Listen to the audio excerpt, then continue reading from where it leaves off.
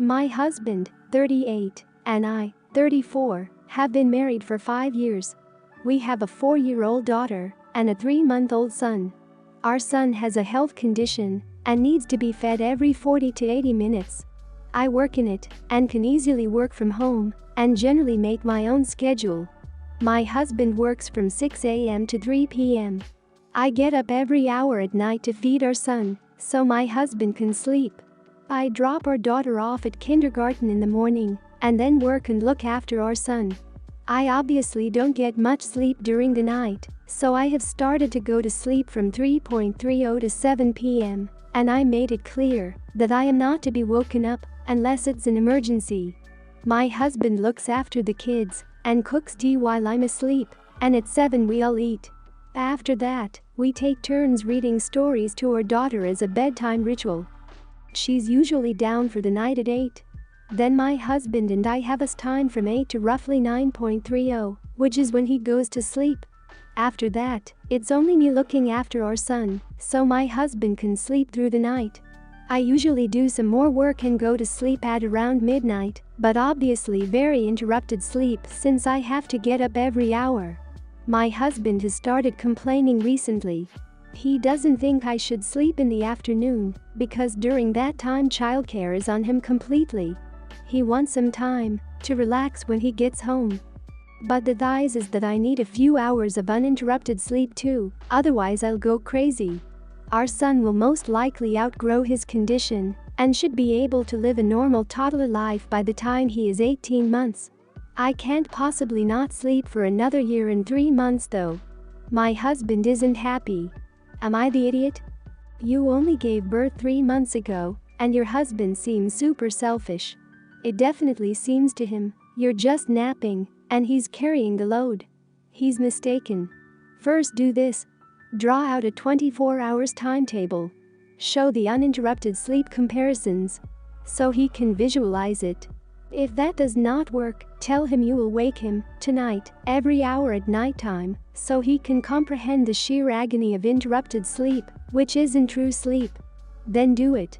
And don't give him a 3-hour nap, because it'll be his punishment for doubting you.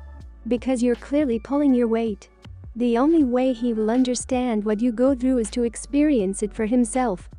Why don't you trade off nights? That way, at least you both would get decent sleep every other night. He would then get a new perspective on what it's like for you every night. You could even make it so that the person who got up all night gets 2 to 3 hours to do what they want that afternoon. Sell it to him that way. He agrees to the new sleep schedule, then he will have his 2 to 3 hours of relaxation time every other day. I mean, he is going to use it to take a much-needed nap, but at least this way you both get the same amount of sleep. This is what my husband and I did, and it was a lifesaver, because it was the worst 3 months ever. Not the idiot. An adult needs 6 hours of uninterrupted sleep to get the deeper sleep needed for sanity. You're asking for 3 in the afternoon when it's hard to sleep. He gets 8 every night. There's a hierarchy of needs. The health and safety of your family is at the top. You need to sleep to keep your sanity, your health, and to be a safe caregiver for your children. That trumps your husband's need for downtime after work. While I understand it's tough for him, he will need to deal with it while you're not able to sleep through the night. If he thinks downtime trumps sleep, then he is welcome to stay up late to get his downtime instead of sleeping. That is after all what he is asking of you. I was organizing a camping trip, invited a lot of friends, and I had a couple of tents to lend out. I treated spots in the tents as first come, first serve. As of this weekend, the tents were planned out like this. My big dome guy's tent, where 2 guys were sleeping in, and there was room for 1 more. My other big dome tent for girls. 2 girls were sleeping in there and there was room for 1 more. My friend Julie's little tent, she would be sleeping in it alone. It could fit too snugly, but she wanted to sleep alone. My own little tent, where I'd be sleeping in it alone. It could also fit too, but very tightly. So when my friend Jess wanted to come and bring her boyfriend, I said that there was room in the tents for them. She could sleep with the girls and him with the guys. She said that they should get a tent to themselves, because they're a couple, and it would be weird for her boyfriend to sleep with two guys he's never met. I said that I'd been treating tent spots as first come, first serve, and everyone has already picked their spots. She was like, why do you and Julie get two-person tents to yourselves? And I said that Julie bought her own tent and that, since I was organizing the trip and supplying almost everything, I took first dibs and picked my favorite tiny tent. She wanted me and Julie to share and give her one of the tents of ours for her and her boyfriend, or for one of us to join the big girl's tent and give them our tent. I said that if they wanted a tent for two that much, they could get a cheap one at Walmart for the weekend, but I didn't want to change tent arrangements when I'd told everyone for weeks that tent arrangements are first come, first serve. Jess told me it was really inconsiderate of me, that I'm acting like a kid having girls and boys tents, and that grown-ups will let couples sleep together. I said it's not about not letting them sleep together, it's just that the only spots are in the girls' tent and boys' tent. Am I the idiot for not just switching spots? Not the idiot. The level of entitlement of some people never ceases to amaze me. Even if the tents weren't first come first serve, but more people felt comfortable with the boys and girls split, it doesn't give her the right to demand one of the two-person tents. I personally wouldn't even ask about being given someone else's tent that they own when told sleeping arrangements, but what solidifies her being an idiot is the fact that she wouldn't take the no and is seemingly refusing to buy their own tent when the tents are not expensive. I can understand wanting to sleep next to your boyfriend, but if she feels that strongly about it, she needs to just shut up and buy her own tent. Not the idiot. From the sounds of it, this is your camping trip. As you are organizing it and supplying most of the goods and tents, Jess and her boyfriend are inserting themselves into an already existing trip, so they have to either take what's available to them or make their own arrangements. It's not cool that she's trying to tell you what to do on your own trip. You did the right thing by telling her they could get their own tent. Making you or anyone else switch at this point would be inconsiderate and not fair. Why do Jess and her boyfriend's preferences trump everyone else's? They are the only people acting like kids. Not the idiot. I totally thought this was going to be about you insisting that an unmarried couple had to sleep in separate tents, but nope, you are being reasonable here. What do they think? They should be in one tent with a random third person, and the other tent should be two girls and a guy, or two guys and a girl. Buying their own tent is totally reasonable. You already gave her two reasonable alternatives. Sleep separately in the tent someone else provides, and count yourself lucky that you were saved the bother, or do as Julie did and bring your own if you want your own space. There's nothing more annoying than when someone wants to make demands about something that they don't own. Don't like it, get your own. I had to fly for work today, which isn't unusual. The flights are always short and within the same region, so maybe 2.5 hours max. Today I boarded my 6 a.m. flight and settled into my window seat. A few minutes later, a nice family of 4 comes and splits between my side and the opposite side of the aisle. On my side, the mother and her son sat next to me. Son is maybe 7 or 9, and the father and young daughter, about 4, sat opposite side along with another unrelated passenger. The son was obviously sick, though not terribly. He has a slight cough and runny nose, but with the coronavirus epidemic going on, he definitely caught the eye of the other travelers. And a few loudly wondered why he was even allowed on the plane, which I absolutely agreed with.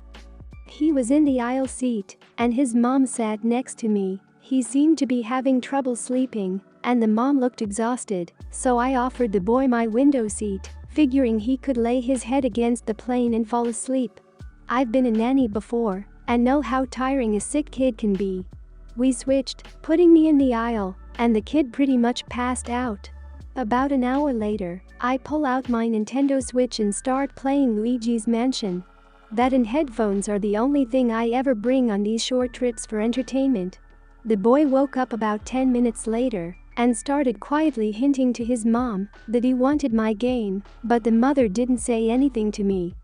I put the game in the pocket behind the seat so I could go to the restroom. In retrospect, that wasn't smart. When I got back, the boy was playing my Switch. I asked the mother if she could give me back the game, and she was initially apologetic, but when her son refused to give it up and started becoming loud and whiny, she told me I should just let him keep the game till we landed, like 30 or 40 minutes left at this point.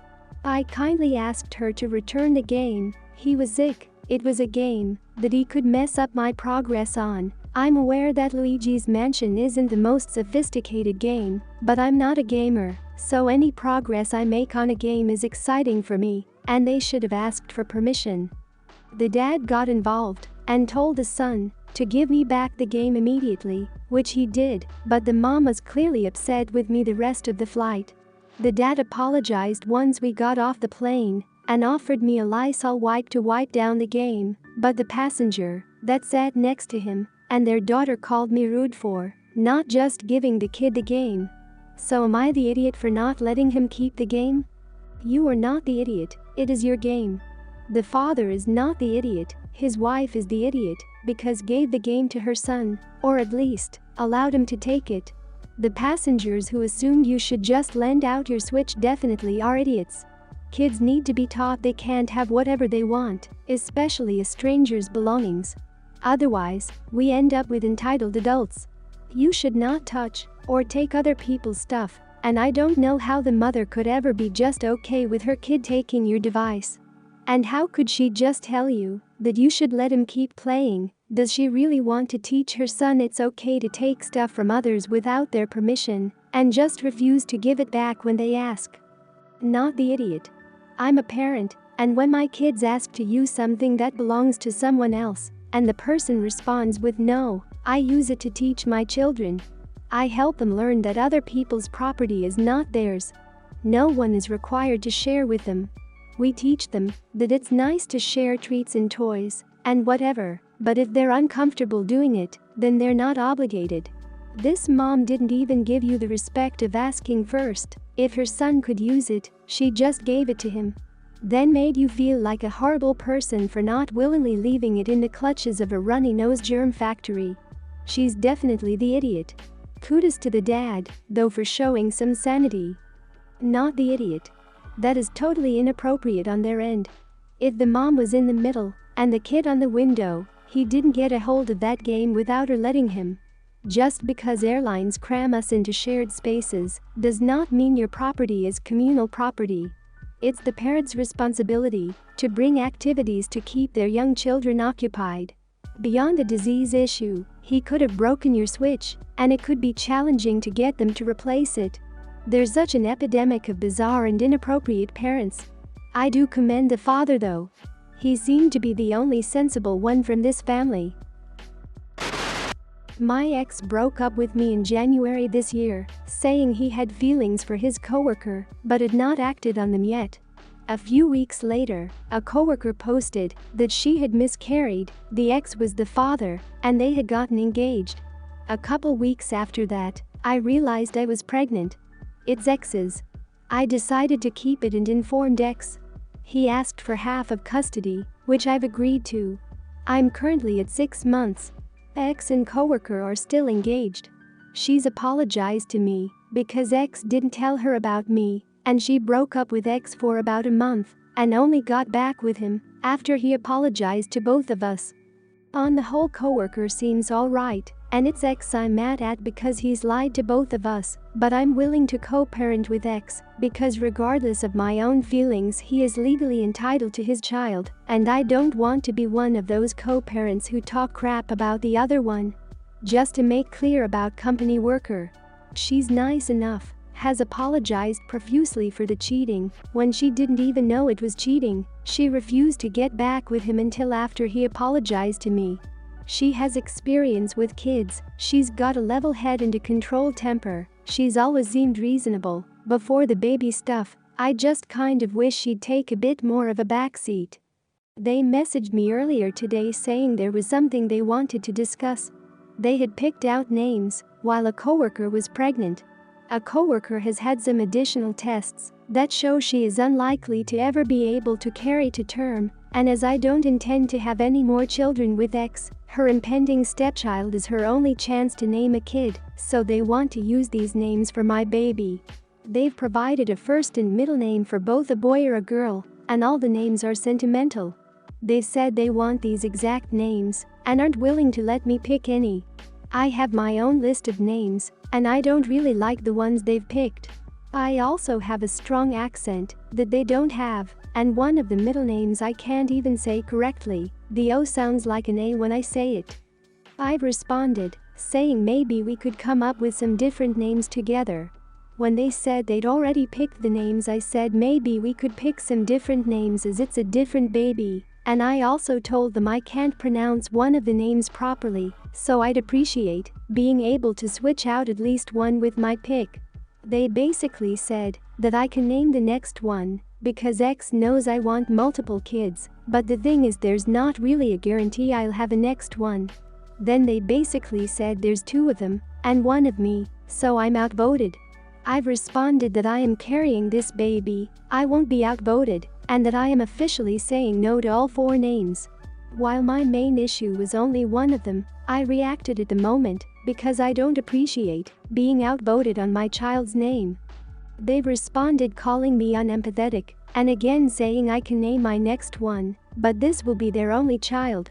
My roommate was watching the conversation as I was having it, and as I sent my last message she said that was over the line, and I could have a bit more sympathy given their circumstances, miscarriage and infertility, or at least stuck to just vetoing the one name I can't pronounce instead of all four.